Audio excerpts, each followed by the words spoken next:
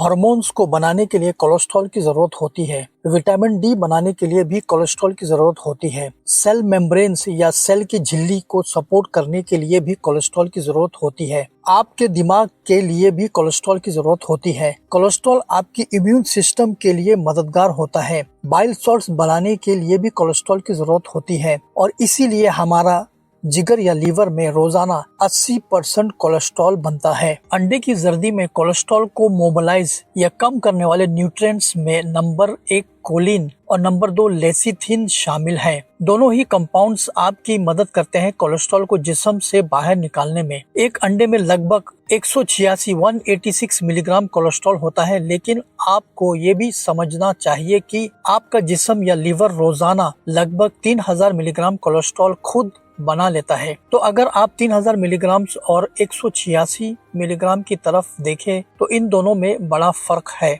और इस अंडे की जर्दी में माँ की कुदरत यानी मदर नेचर ने कोलेस्ट्रॉल को मोबिलाइज करने वाले या कोलेस्ट्रॉल को घटाने वाले कंपाउंड्स पाए जाते हैं। गिजा या डाइट से मिलने वाले कोलेस्ट्रॉल जो कि आप खा रहे हैं आपके कोलेस्ट्रॉल को बढ़ाने से ताल्लुक नहीं रखता है और कोई भी स्टडी नहीं है जो दावा करती है कि अंडे खाने से आपके कार्डियोवास्कुलर सिस्टम या दिल को नुकसान होता है। लेकिन एक दिलचस्प स्टडी में ये दिखाया गया है कि अंडे की जर्दी में मौजूद 2 फाइटोन्यूट्रिएंट्स ल्यूटिन और जियाजेंथिन जो कार्बोहाइड्रेट रिस्ट्रिक्टेड डाइट ग्रुप्स में कोलेस्ट्रॉल प्रोफाइल को बेहतर बनाने में मददगार साबित हुए, जिनमें कम ऑक्सीडेटिव कोलेस्ट्रॉल रीडिंग और बेहतर एलडीएल प्रोफाइल दिखाई गई जो सेहतमंद आर्टरीज को सपोर्ट करता है। ये स्टडी ये भी दिखाती है कि अंडों में मौजूद 2 फाइटोन्यूट्रिएंट्स ल्यूटिन और जियाजेंथिन प्लांट्स से बेहतर अंडों में अच्छे तरीके से एब्जॉर्ब होते हैं। और अंडे की जर्दी के बारे में और भी दिलचस्प बात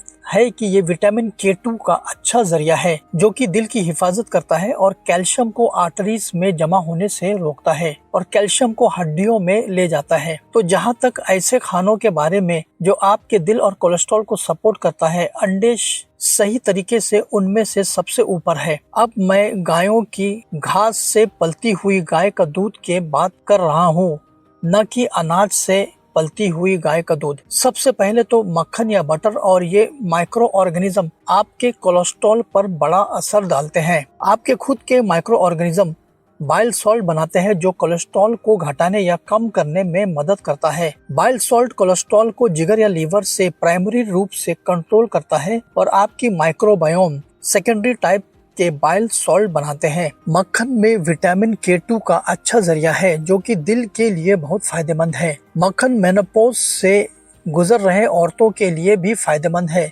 क्योंकि इसमें ऐसा कोलेस्ट्रॉल होता है जो रॉ मटेरियल के तौर पर काम आता है जिससे प्रोजेस्टेरोन और कॉर्टिसोल जैसे हार्मोन्स बन सके। याद रहे इन हार्मोन्स को बनाने के लिए कोलेस्ट्रॉल की जरूरत होती है। विटामिन डी बनाने के लिए कोलेस्ट्रॉल की जरूरत होती है। सेल मेम्ब्रेन्स या सेल की झिल्ली को सपोर्ट करने के लिए भी कोलेस्ट्रॉल की जरूरत होती है। आपके दिमाग के लिए भी कोलेस्ट्रॉल की जरूरत होती है। कोलेस्ट्रॉल आपके इम्यून सिस्टम के लिए मददगार होते हैं। बाइल सॉल्ट्स बनाने के लिए भी कोलेस्ट्रॉल की जरूरत होती है और इसीलिए हमारे जिगर या लीवर में रोजाना 80% कोलेस्ट्रॉल बनता है। एक अध्ययन या स्टडी दिखाते हैं कि मक्खन और कार्डियोवास्कुलर डिजीज और मक्खन और डायबिटीज के बीच न्यूट्रल ताल्लुक है, यानी मक्खन इस्तेमाल करने से दिल और शुगर की बीमारी में कोई नुकसान नहीं है। स्टडी भी दिखाती है कि बीटा कैरोटीन और आपके कोलेस्ट्रॉल को कम करने के दरमियान ताल्लुक है और अगर आप घास से पाली हुई गायों के दूध से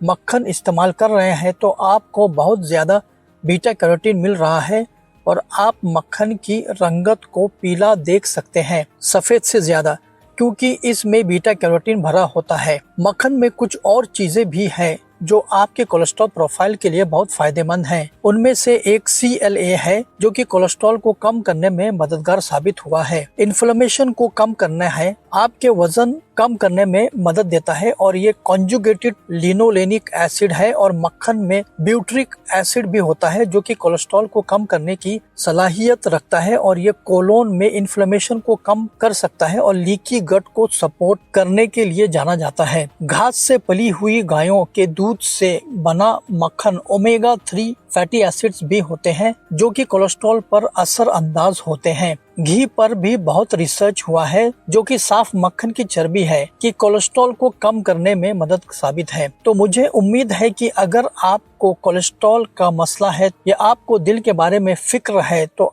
आपको अंडे और मक्खन या घी इस्तेमाल करने के बारे में फिक्र नहीं करनी चाहिए। बस याद रखिए कि आप अच्छी क्वालिटी के अंडे और अच्छी क्वालिटी का मक्खन इस्तेमाल कर रहे हैं। और अगर आपने मेरी कोलेस्ट्रॉल के ऊपर की वीडियो नहीं देखी है तो इसे जरूर देखें। Subscribe and check out these cool videos.